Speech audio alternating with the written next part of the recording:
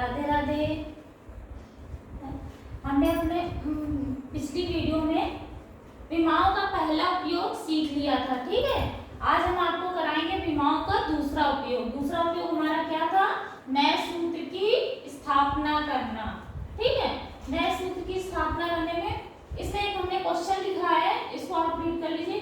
लिखा है किसी माध्यम में धन की चाल v, माध्यम की प्रत्यास्था e तथा घनत्व d पर निर्भर करती है। विमीय विधि से चाल के लिए सूत्र की गणना करना। हमें नए सूत्र की गणना करनी है। थोड़ी से कुछ हमें इंफॉर्मेशन दी गई है, उसको पढ़ करके हमें विमीय विधि से सूत्र की गणना करनी है, ठीक है। तो अब देखिए क्या इंफॉर्मेशन दी गई कि जो हमारी चाल है v, वो हमारी डिपेंड कर रही है प्रत्यास्था, माध्यम की प्रत्यास्था e पर, और किस पे डिपेंड कर रही है? घनत्व d पर। इतना बता दिया गया कि v जो है वो यानी चाल हमारी e और d पर डिपेंड कर रही है, पर इनकी कितनी पावर है हमें नहीं पता है, तो हम मान ले रहे हैं कि इसकी a पावर है और इसकी b पावर है, ठीक है। अब v डिपेंड कर रहा है e पर, तो हम कह सकते हैं v प्रोपोर्शनल टू e, और v डिपेंड कर रहा है d पर भी, तो कह सकते हैं v प्रोपोर्शनल टू d की पावर b, ठीक है। इन दोनों को एक साथ लिख लीजिए क्योंकि दोनों की लेफ्ट हैंड साइड इक्वल है। e की पावर a, d की पावर b, ठीक। इसको समीकरण 1 डाल देना है, इसको समीकरण 2 डाल दीजिए, इसको समीकरण 3 डाल दीजिए। अब लिख लीजिए समीकरण 3, सॉरी, यहां से प्रोपोर्शनलिटी का साइन हटाएंगे तो एक कांस्टेंट आ जाएगा। कांस्टेंट हमने मान लिया k, इसको समीकरण 4 डाल दीजिए। अब लिख लीजिए समीकरण 4 के दोनों पक्षों में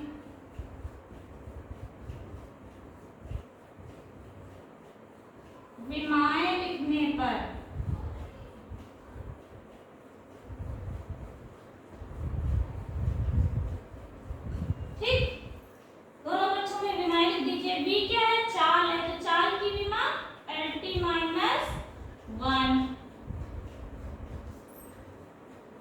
और k की विमा नहीं लिखेंगे, कांस्टेंट की कोई विमा नहीं होती है। e हमारा प्रत्यास्था है, तो प्रत्यास्था क्या होता है? बल बटे क्षेत्रफल। तो इसकी विमा हमारी आई थी m l power -1 t power -2, ठीक। और यहाँ घनत्व d है, तो d की विमा थी m l -3।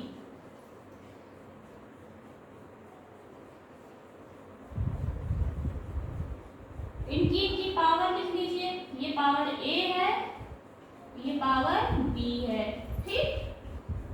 पावर को अंदर लाएंगे तो n की पावर a सब पे अलग अलग जाएगी, l की पावर -a, t की पावर -2a, ठीक। और फिर इस पावर को भी अंदर लाइए तो n की पावर b, l की पावर -3b, ठीक। l t -1 इधर ऐसे ही रखिए। यहाँ पे जो आधार समान है उनको साथ में कर लीजिए, तो गुणा में घातें जुड़ती हैं, तो m की पावर क्या हो जाएगा? a प्लस b, और l की पावर -a -3b, t की पावर -2a ही रहेगी, ठीक है। अब इधर देखिए राइट हैंड साइड में हमारा m भी है, l भी है और t भी है, पर यहाँ पे लेफ्ट हैंड साइड में l और t है, तो हम क्या है m की पावर 0 यहाँ पे लिख सकते हैं। हाँ लिख सकते हैं, क्योंकि किसी की भी पावर 0 है इसका मतलब 1 होता है, ठीक है। अब लिख लीजिए दोनों पक्षों में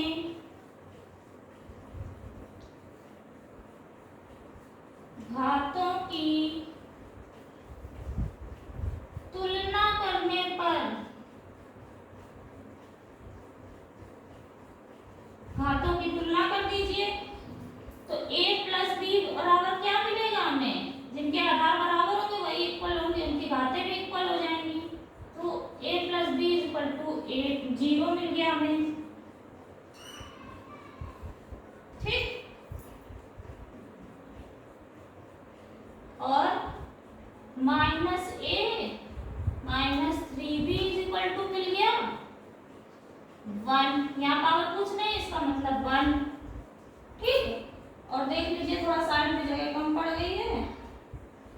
minus 2a equal to -1, minus 2a equal to -1। इधर से हम फिर ऊपर जा रहे हैं, आप देख लीजिएगा a इक्वल टू क्या आ जाएगा, माइनस माइनस कैंसिल, तो a की वैल्यू मिल गई 1/2। ठीक, अब इस a की वैल्यू को हम किसी में भी रख दो, a plus B equal to 0 में रख दीजिए। आप यहाँ लिख दीजिए फ्रॉम, इसको 5 डाल दीजिए, इसको 6 डाल दीजिए, फ्रॉम इक्वेशन 5 से।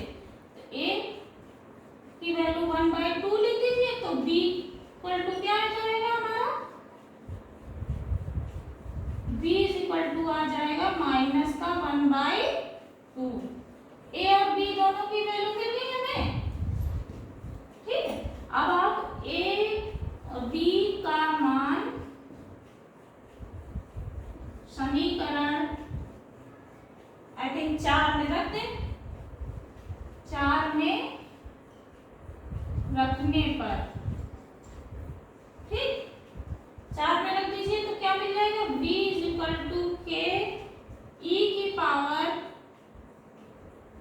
a की जगह 1/2 और d की पावर b थी तो b की जगह -1/2। v इक्वल टू के, जिसकी पावर माइनस में है वो नीचे आ जाएगा।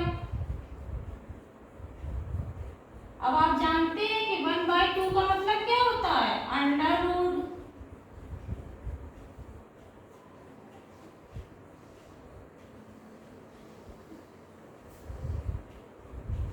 v इक्वल टू हमारा आ गया के, एक साथ अंडर रूट में इसको रख दीजिए, e/d। देखिए हमने फॉर्मूला सिद्ध कर दिया। v इक्वल टू क्या मिल गया हमारा, अंडर रूट e/d। ठीक है,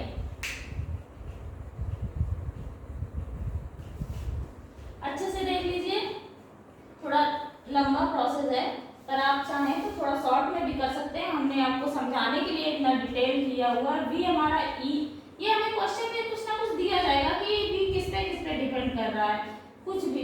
ठीक है, v e पे भी डिपेंड कर रहा है, d पे भी डिपेंड कर रहा है, पर इतना नहीं बताएगा कि v कितनी घात पे डिपेंड कर रहा है। तो हमने मान लिया कि a की पावर, इसकी पावर a और इसकी b है। सबको इस तरह से करते चलेंगे, v प्रोपोर्शनल हो गए। अगर निर्भर कर रहे हैं तो ये इसके समानुपाती जरूर होंगे। दोनों की लेफ्ट हैंड बराबर है, इसलिए हमने v को प्रोपोर्शनल इन दोनों को साथ में रख लिया। इसके बाद में जब भी हम इस समानुपाती का निशान हटाते हैं तो हमारा एक कांस्टेंट आता है। ठीक है, अब हमें नहीं पता है कि यहाँ पे कौन सा कांस्टेंट होगा, तो हमने अपने मन से k लिख लिया। ठीक, k e की पावर a, d की पावर b, सबको इक्वेशन दे दी क्योंकि इनकी जरूरत पड़ेगी हमें आगे। समीकरण 4 के दोनों पक्षों में अब हमने विमाएं लिख दी। विमाएं हमें पहले से याद होनी चाहिए या आपको निकाल ले आनी चाहिए। मैंने अपनी पिछली वीडियोस में सारी विमाएं आपको निकाल के दिखाई है और निकालना भी सिखाया है। ठीक, इसके आगे विमाएं लिख दी, फिर विमाओं को कलेक्ट कर लिया, सबकी घातें एक साथ कर ली, जिनके जिनके आधार बराबर है उनको एक साथ रख लिया। अब दोनों पक्षों में फिर से हमने विमाओं की तुलना की। यहाँ पे m की पावर 0 इसलिए लिखी है क्योंकि राइट हैंड साइड में हमारा m भी मिल रहा था, l भी मिल रहा था और t भी मिल रहा था, और लेफ्ट हैंड साइड में केवल l और t था। हमें दोनों तरफ की तुलना करानी थी, तो हमने क्या किया कि जब कुछ भी नहीं तो m की पावर 0 लगा ली। m की पावर 0 का मतलब 1 होता है, तो हम इसको लिख लेते हैं, तो इससे हमारे समीकरण में कोई भी फर्क नहीं पड़ेगा। इसके आगे फिर हमने घातों की तुलना कराई है। घातों की तुलना कराने के लिए हमने जिनके जिनके आधार बराबर थे उनको आपस में, उनकी घातों को आपस में बराबर रख दिया। जैसे m एक दूसरे के बराबर है तो इसकी पावर भी आपस में बराबर हो जाएगी, यानी a plus b is equal to 0 मिला था हमें। फिर l के लिए a माइनस में a और माइनस का 3b इज इक्वल टू 1 मिला था, और तीसरे से ही t की पावर थी -2a इज इक्वल टू -1, ये लिख दिया। हमें इस इक्वेशन की कोई जरूरत ही नहीं पड़ी क्योंकि हमारे दो अननोन वेरिएबल थे और इक्वेशन हमारे पास 3 थी, ठीक है। तो हमें दो वेरिएबल थे तो दो इक्वेशन की जरूरत पड़ेगी, इसकी कोई जरूरत नहीं पड़ी। आपकी इच्छा हो आप इससे मान निकाल लीजिए, मैंने इससे निकाला है। a और b की वैल्यू आपको निकालनी आती होगी दो समीकरणों से। इससे फिर जब हमें a और b की वैल्यू मिल गई तो हमने सीधा अपने समीकरण 4 को देखा और a और b की वैल्यू वहां पे फटाक से पुट कर दी। इससे हमारा फॉर्मूला जनरेट हो गया, ठीक है। आई होप आपको अच्छे से विमाओं का दूसरा उपयोग समझ में आ गया होगा, ठीक है। मिलते हैं अपनी नेक्स्ट वीडियो में। मेरी वीडियो आपको कैसी लग रही है, अच्छी लग रही हो तो लाइक करिएगा, सब्सक्राइब करिएगा, कमेंट्स करके जरूर बताइएगा कि मैम मुझे क्या अच्छा लगा क्या खराब लगा, ठीक है। और अपने दोस्तों में शेयर भी कर दीजिए।